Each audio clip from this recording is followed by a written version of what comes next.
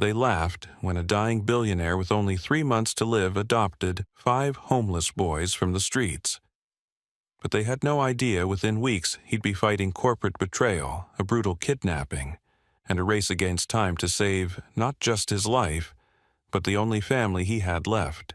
Stay with me because what happens next will leave you in tears, and it will change how you see the meaning of family. Forever. Dear friend, what you're about to experience is not just a story, it's a deeply human journey about loss, resilience, and the quiet, unexpected ways love finds us when we need it most. If this is your first time here, I invite you to drop a comment and tell us where you're watching from. We love hearing your voice.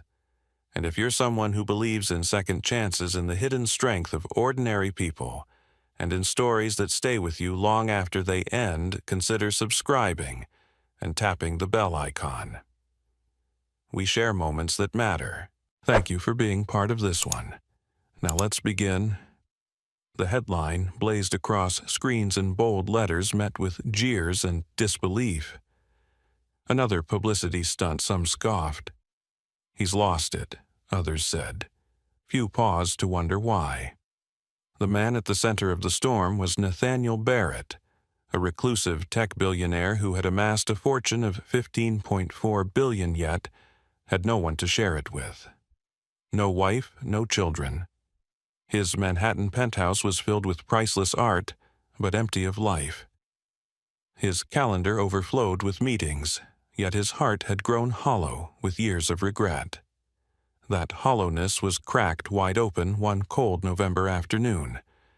It began not with a boardroom coup, but with a simple manila envelope. Inside, a terminal diagnosis. Stage 4, pancreatic cancer. 3 months to live, said the doctors. Their words rang in Nathaniel's ears louder than the honking cabs below his 57th floor window. What do you do when the clock is ticking? Most would travel by yachts or host final galas. Nathaniel did none of these. Instead, he found himself wandering New York's Lower East Side, driven by an ache he couldn't name. That's where he first saw them, 5 boys huddled together in an abandoned subway station, trying to stay warm beneath layers of torn clothing. They weren't brothers by blood, but by survival. Eli the eldest at 15, fierce and protective. Noah and Micah, identical twins with sharp eyes and nimbler fingers. Raphael 11, an artist who drew hope into tattered notebooks. And Liam the youngest, barely 7, with eyes too old for his tiny frame. Nathaniel watched them from the shadows. He saw how Eli rationed stale bread among the group, taking the smallest portion himself. How Noah and Micah kept watch in shifts through the night. How Raphael soothed Liam's nightmares with whispered stories of better days. That night, something inside Nathaniel shifted. For years, he'd built walls, now they crumbled. In those boys, he saw himself a child abandoned by a father, scraping through life with no one to trust. The next day, to the horror of his high-powered legal team, Nathaniel marched into court and filed for emergency foster custody. "You're insane," his lawyer hissed. "You don't know these kids. You're dying. The media will eat you alive." Nathaniel smiled for the first time in weeks. "Then let them laugh," he said softly. "I've spent my whole life building an empire. If I have 3 months left, I'd rather build a family." The tabloids were merciless.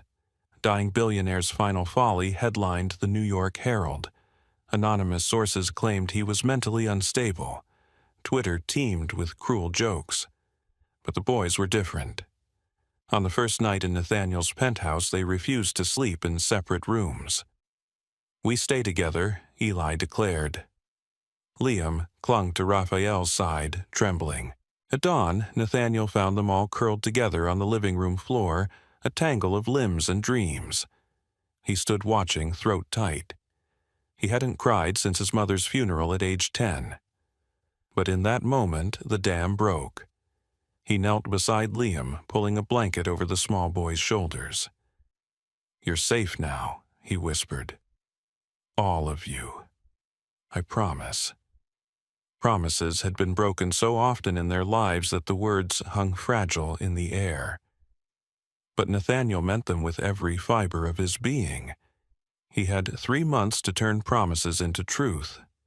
In the days that followed, the penthouse transformed. Where once there were silent hallways, now came bursts of laughter and the thud of running feet. Priceless Ming vases were hastily packed away after a near disaster involving a soccer ball. The staff adjusted awkwardly, unused to cooking mac and cheese instead of foie gras. Nathaniel relished every moment, even the chaos. "This," he told Eli one night watching the twins build a pillow fort, "this is more joy than I've known in years." But the world was not so easily convinced. Detractors sharpened their knives. Old business rivals whispered about lawsuits.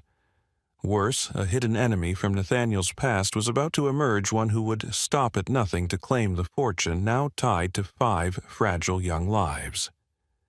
And so, as Christmas lights twinkled across the city, a deeper storm gathered. Nathaniel, once a man resigned to die alone, now had something precious to fight for.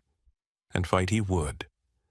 What none of them knew was that the true test of their newfound family was about to begin, and it would demand far more than love alone. When news broke that Nathaniel Barrett had officially adopted 5 street boys, Eli, Noah, Micah, Raphael, and Liam, the world reacted with cruel skepticism. A dying man's vanity project pundits jeered on late-night television. "Another billionaire trying to buy a legacy," quipped one magazine editor. Even some within his own boardroom whispered about contesting his fitness to serve as CEO and worse as a father. Nathaniel tried to shield the boys from the worst of it, but some of the harsh words inevitably slipped through.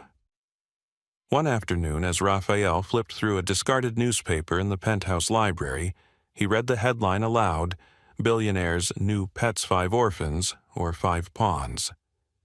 He looked up at Nathaniel, confusion clouding his dark eyes. "Are we your pets, Mr. Barrett?" The rawness in his voice caught Nathaniel off guard. Kneeling, he met Raphael's gaze squarely. "No, son. You are my family. They can say what they want. But here," he pressed a gentle hand over the boy's chest, "here we know the truth." Still, the outside world's judgment seeped in. When Nathaniel tried to enroll the boys in one of Manhattan's top private schools, the board politely declined. "We're concerned about media attention. The boys may not adjust well to our academic standards."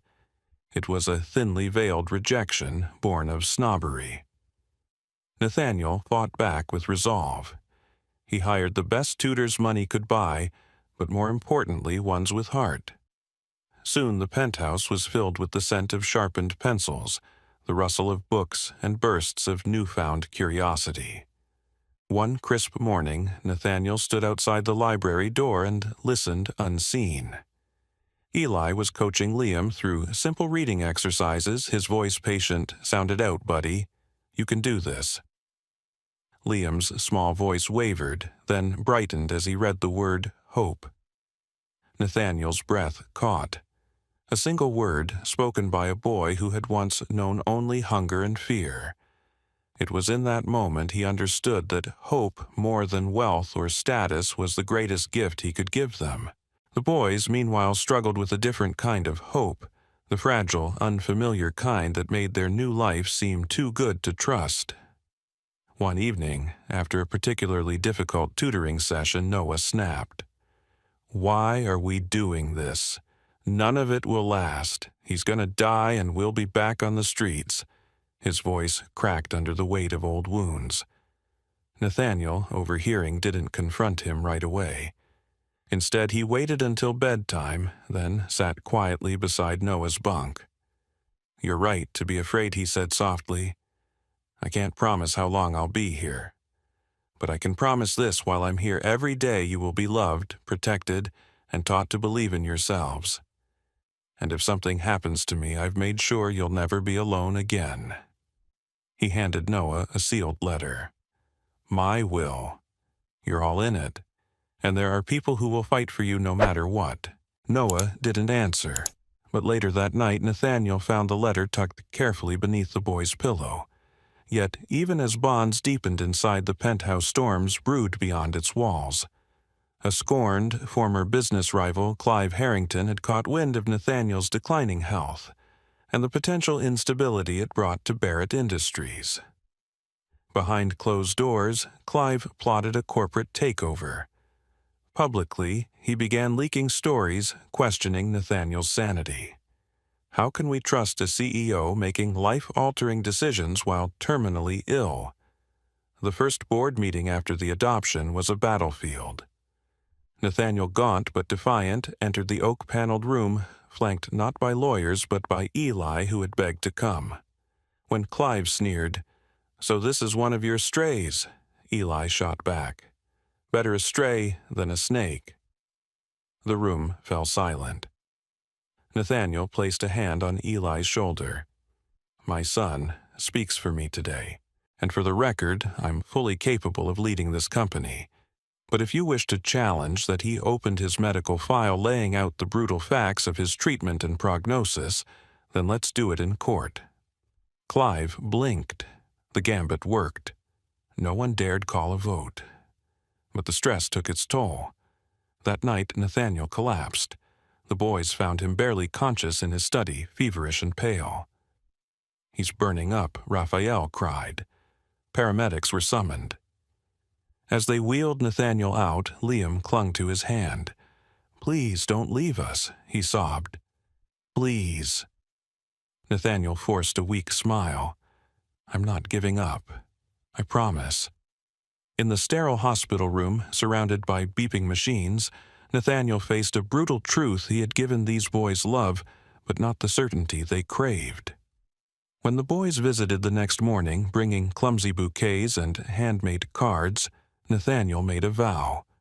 If love could cure me, he told them through parched lips, I'd live forever. But since it can't, we must prepare. I'll teach you everything I know. So, even if I can't stay, you'll have the tools to build the life you deserve. They listened in tearful silence. From that day forward, lessons became more than reading and math. Nathaniel taught Eli about leadership and resilience. He taught Noah and Micah about strategy and innovation. He nurtured Raphael's artistic gift, connecting him with world-renowned mentors. And for Liam, he simply read stories because every child deserves to dream. Gradually, the penthouse became not just a refuge, but a school of life. The boys, once wary, began to trust that this love was real. Eli stopped hiding snacks in his room just in case. Raphael started drawing pictures of a future, not just memories of the past, and Liam began calling Nathaniel Dad. One crisp evening, as the city lights blinked beneath them, the six of them gathered around the dining table. Nathaniel raised a glass of sparkling water. To family, the one we choose and the one we fight for. The boys clinked their sodas in reply. To family they echoed, eyes shining. In that moment, Nathaniel knew whatever time he had left, it was enough. Enough to teach, enough to love, enough to matter. And soon, the greatest test of their new family would arrive unbidden and ruthless. But for now, they had hope. And hope, once a foreign word to 5 street boys and 1 lonely billionaire, had become their strongest bond. The air had begun to shift. Though the penthouse hummed with life and purpose, a quiet unease crept beneath the surface. Nathaniel Barrett, still frail from treatment, but fueled by determination, sensed it first. It wasn't the cancer that worried him now. It was the world outside a world that saw his growing bond with the boys not as an act of love, but as a threat. Clive Harrington had not relented. If anything, the billionaire rival had become more dangerous, emboldened by Nathaniel's fragile health. Publicly, he questioned Nathaniel's judgment. Privately, he conspired to exploit every legal loophole to sever the boys from their new guardian. Nathaniel's attorney, Grace Levine, a fierce advocate with a heart as steady as her gaze, delivered the news bluntly one rainy afternoon. "They're filing a petition to revoke your guardianship," she said, claiming diminished capacity, citing your health and alleged emotional instability. Nathaniel leaned back, breathless, hand trembling slightly on the armrest. The boys gathered nearby had heard enough. Eli stood first, voice shaking but clear. "They can't take us," he said. "They won't." Nathaniel looked at each boy, Eli's defiant glare, Noah's clenched jaw, Micah's pale face, Raphael's wide, fearful eyes, Liam's trembling lip. He fought the rising tide of helplessness. "We'll fight this," he said, forcing strength into his voice. "Together." But Clive wasn't waiting for legal channels alone. The betrayal came from within.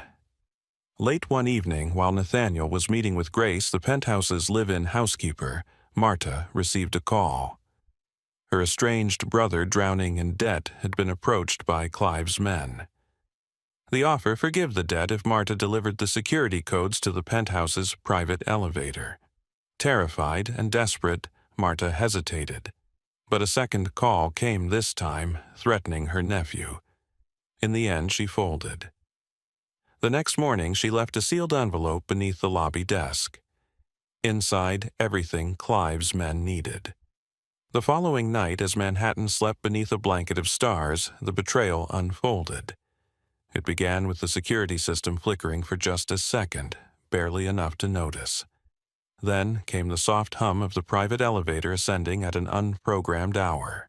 Inside the penthouse, the boys were in their shared sweet voices, low as they whispered about the custody battle. "They'll see we belong with Dad," Liam said. He still called Nathaniel Dad now, a fact that never failed to bring tears to Nathaniel's eyes. "They better," Micah added. "I'm not going anywhere."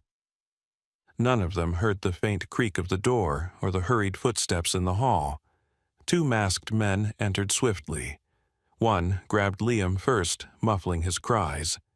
The others struggled as the intruders seized Noah and Raphael.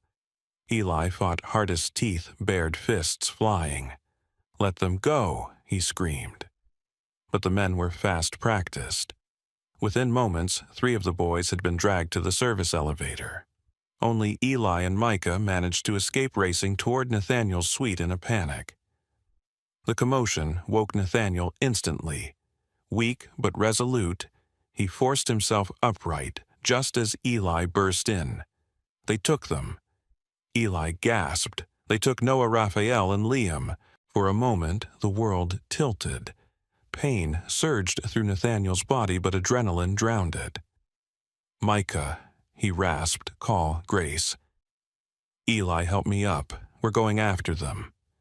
Within minutes, the penthouse was alive with alarm. Grace contacted the police, who arrived quickly, but Nathaniel didn't wait. With Eli and Micah beside him, he ordered the driver to head for the private docks, Clive's known haunt. It was a desperate move, but Nathaniel trusted his instincts. He had taught the boys to observe, to think ahead. In that moment, he remembered something Raphael had mentioned: a shipment Clive was moving through the docks that very week. As they reached the waterfront, the night air bit cold. Nathaniel's breath came in shallow bursts, but his eyes burned with fierce purpose. They found the warehouse. Quiet. Too quiet. Inside, shadows moved. Voices. A child's muffled sob. Liam Eli whispered, eyes wild. Nathaniel nodded. "Stay behind me," he ordered. Drawing on reserves he didn't know he had, he entered the building. What followed unfolded like a fevered dream. Nathaniel confronted the kidnappers with a voice that cut through the darkness. "Take me instead," he demanded. "Let them go." The men hesitated. Then Clive appeared, smug, cruel. "Ah, Nathaniel," he drawled, "here to surrender. You're too late. The adoption will be overturned soon enough. I'm just ensuring your pets remember who's in charge." Nathaniel's fury surged. "You think this is power," he spat. using fear, using children. You'll answer for this." Even as he spoke, police sirens wailed in the distance. Grace had traced them here. Clive paled. In the chaos that followed, the kidnappers fled, but not before one shoved Liam to the ground.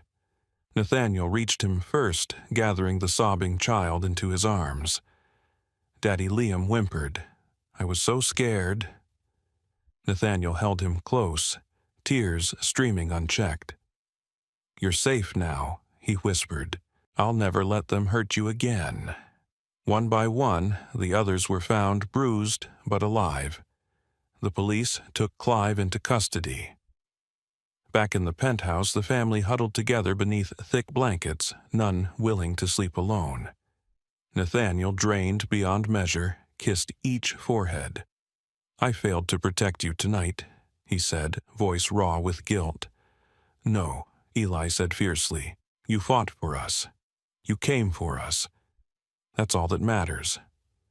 In that moment, the boys' bond with Nathaniel deepened beyond words. They had been betrayed, kidnapped, nearly torn apart. But they had also seen without question that this man, dying or not, was their father. The lesson, etched itself in Nathaniel's soul love, wasn't about shielding others from all harm. It was about standing with them when harm came. It was about fighting no matter the odds. And as the family drifted into restless sleep, safe once more, Nathaniel knew one truth: the battle wasn't over. But neither was his resolve. The coming days would test them all in ways they couldn't yet imagine. The days following the rescue from the warehouse were quiet, but not in the peaceful way Nathaniel hoped for. The penthouse felt heavier, as though the walls themselves carried the echoes of the boys' trauma. The boys stayed close to him now, closer than ever. Liam rarely let go of Nathaniel's hand. Noah flinched at sudden noises. Raphael struggled to sleep, plagued by nightmares. Even Eli, always the stoic leader, seemed more fragile, as though the weight of protecting his brothers had become unbearable. Micah, normally the most carefree, refused to leave the penthouse at all. Nathaniel watched them, heart aching. He could still hear Liam's terrified whisper, "I was so scared," and the raw trust in Eli's voice when he'd said, "You came for us." They needed more than just safety. They needed healing. But what did he know of healing wounds deeper than flesh? One cold morning, as frost crept across the windows, Grace arrived with court papers in hand. "Clive will stand trial," she announced, "and the adoption hearing is scheduled for 3 weeks from now." The boys looked up, wary, exhausted. "What happens if the judge says no?" Raphael asked softly, eyes wide. Nathaniel knelt in front of them. "Then we fight again," he said gently, "but no matter what, you are my sons. That's not something a court decides. It was the truth." But even as he spoke it, Nathaniel realized something more. Love alone would not be enough to mend their broken pieces. They needed purpose. They needed to become a family, not just be called one. That night, as the boys drifted off to uneasy sleep, Nathaniel stared out over the Manhattan skyline thinking. His heart beat slower these days, weaker, the toll of his illness unmistakable. Time was precious, so terribly precious. What could he leave them that would last beyond his fading days? An idea formed not grand, not for the world's eyes, but for them. A project they would build together. A legacy they could claim with their own hands. The next morning, he gathered the boys in the living room, where sunlight filtered through tall windows. "I have a proposal," he began. "Something for us to build together." 5 pairs of eyes looked up, uncertain but curious. "Your mother?" He paused, throat tightening. "My late wife, Sophie Barrett, believed in giving back. In helping children who had no one. We started a foundation, but after she passed, I let it fade." He took a deep breath. "I want us to bring it back. Not for me, for you, for every kid out there who's scared and alone like you once were. I want you to lead it. For a moment, silence. Then Eli asked, voice hoarse, "You mean, like help other kids?" Nathaniel nodded. "Yes. Design it however you want. Programs, shelters, mentors. You'll decide." Liam clutched Raphael's sleeve. "But we're just kids. You're not just anything," Nathaniel said, eyes shining. "You're the strongest people I know." That day marked a turning point. Slowly, purpose replaced paralysis. The dining room became their planning headquarters.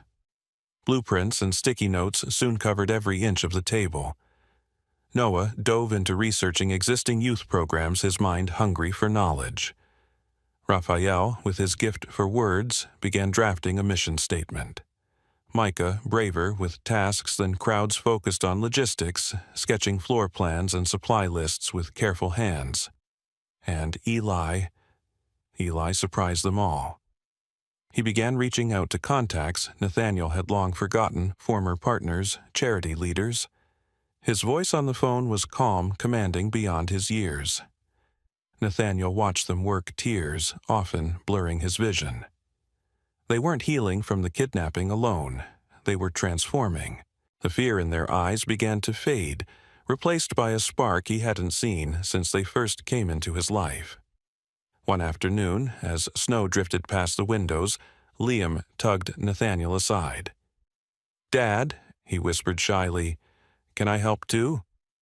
Nathaniel lifted him onto his lap, voice warm. "You already are, just by being here." "No," Liam said earnestly. "I want to do something real." So they gave him the task of designing the Foundation's logo. With crayons and bright markers, Liam drew 5 figures holding hands beneath a starry sky. At the top, he wrote in big, uneven letters, "Family First Foundation." When he proudly presented it, the room fell silent.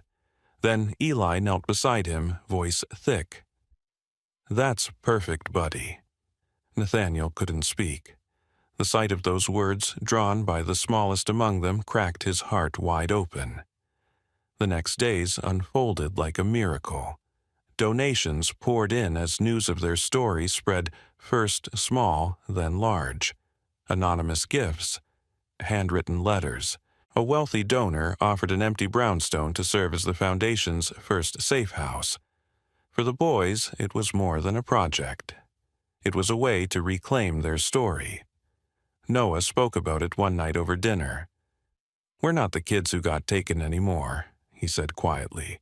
"We're the ones helping now." The others nodded. Even Liam chimed in. "We're like superheroes." But amid the growing hope, reality remained. Nathaniel's health worsened.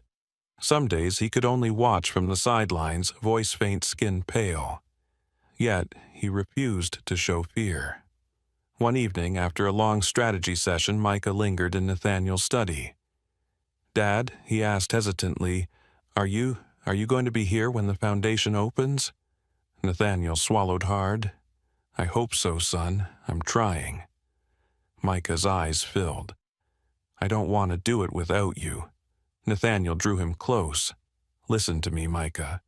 Whether I'm standing beside you or watching from somewhere else, you can do it. All of you can.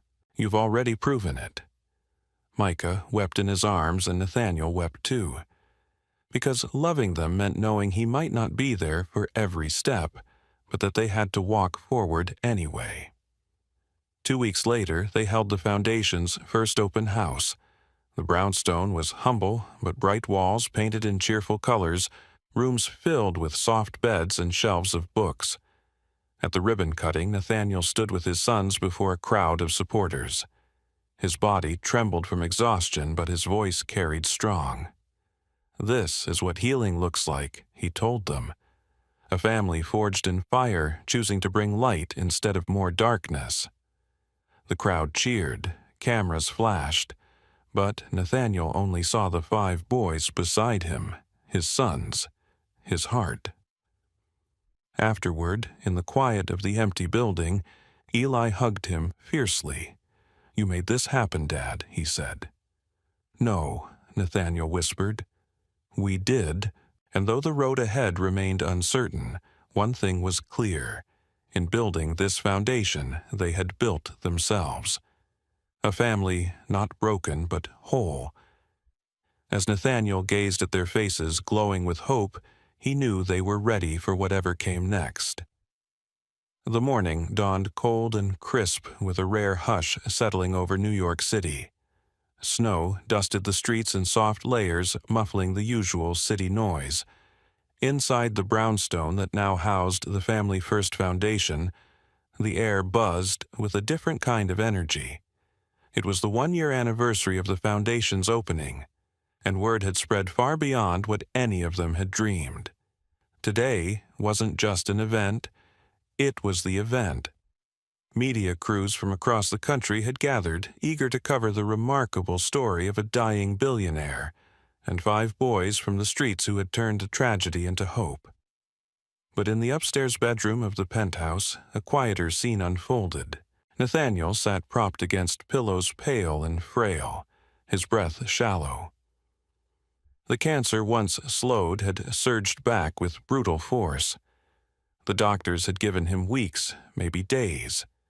He had known this day would come, but knowing did not soften its blow. The boys moved through the room with quiet reverence.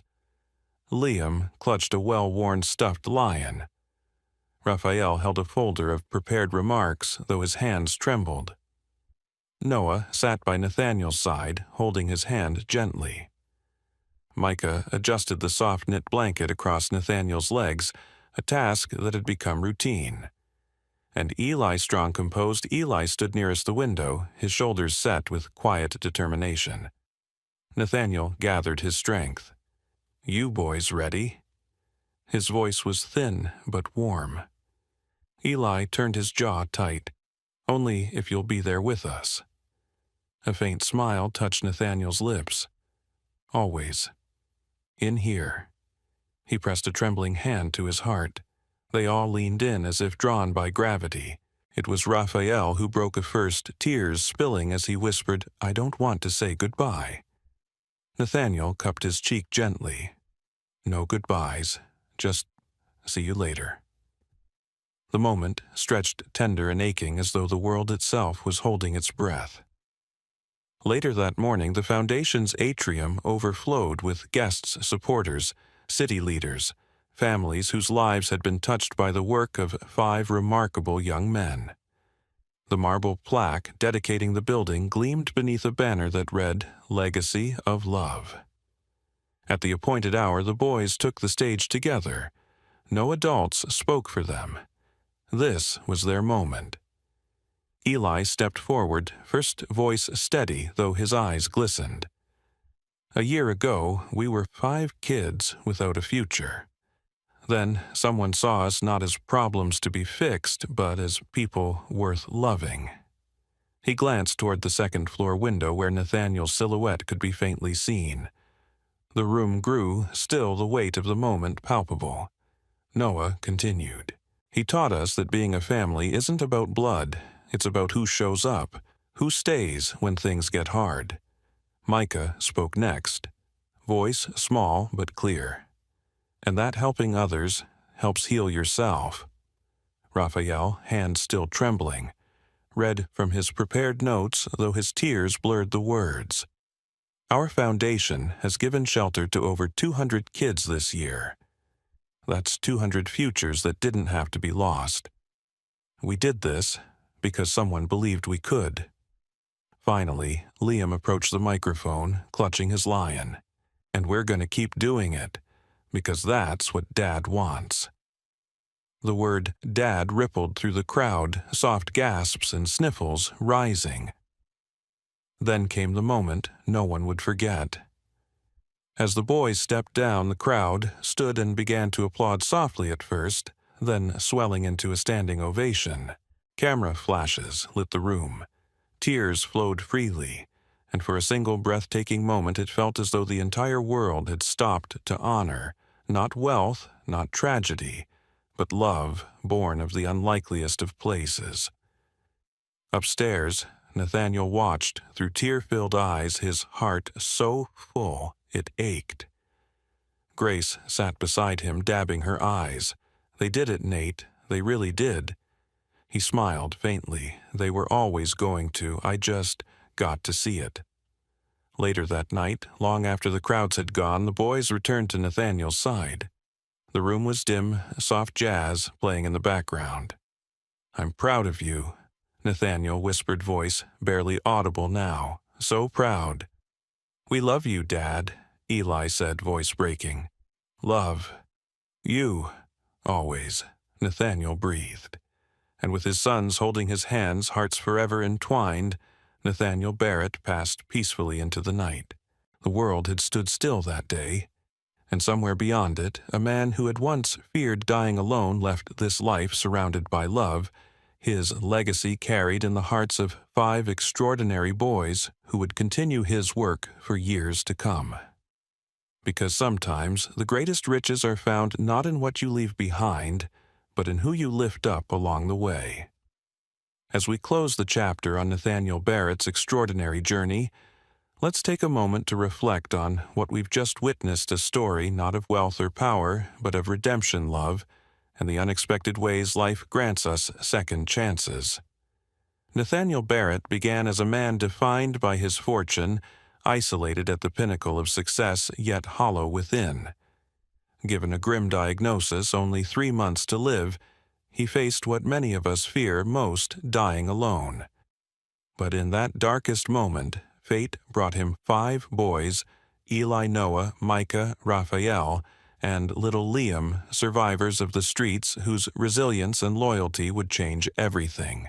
What began as a simple act of compassion offering warmth for one night evolved into something no one could have predicted. A bond forged in adversity, a family built not by blood, but by the conscious choice to love and care for one another. We watched as Nathaniel and the boys faced judgment, ridicule, and betrayal from a world that couldn't see beyond appearances. Yet they stood firm. Together they confronted kidnappings, corporate sabotage, and the harsh realities of Nathaniel's declining health. And in those trials they transformed. The boys became leaders, advocates, and innovators. Nathaniel, once a man consumed by regret, found purpose in mentoring and guiding them, ensuring that his legacy would not be his billions, but the lives he touched. Their foundation, born from this bond, went on to help hundreds of other at-risk youth, offering hope where there once was none. In the end, Nathaniel did not die alone. He passed surrounded by the love of 5 sons who would forever carry forward his spirit. His story reminds us that our greatest contributions in life are not measured by our net worth, but by the lives we choose to lift up, the hearts we choose to open. So, what can we learn from this story? At its core, Nathaniel's journey teaches us a profound lesson in compassion, humility, and the power of chosen family. It reminds us that it's never too late to open your heart to seek forgiveness or to find redemption. No amount of success or failure defines us. Our actions, especially in moments of adversity, do. We also learn about the strength of resilience and trust. The boys had every reason to mistrust the world, yet they chose to believe in a man who, in turn, believed in them. That mutual faith became the foundation of something beautiful. In our own lives, cultivating trust and resilience can open doors we never thought possible.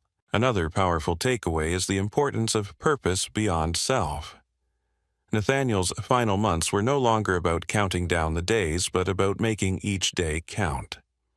We too can strive to live with purpose, whether through mentoring, giving back, or simply being present for those around us. And lastly, this story teaches us about forgiveness and grace. Nathaniel forgave betrayal and embraced second chances as when he welcomed back Eleanor to help the foundation. In a world that often favors judgment, choosing grace can create ripples of change far beyond what we imagine. So, how can we apply these lessons today? Look around you. There's always someone in need of kindness, someone whose life you could touch. Choose compassion over cynicism.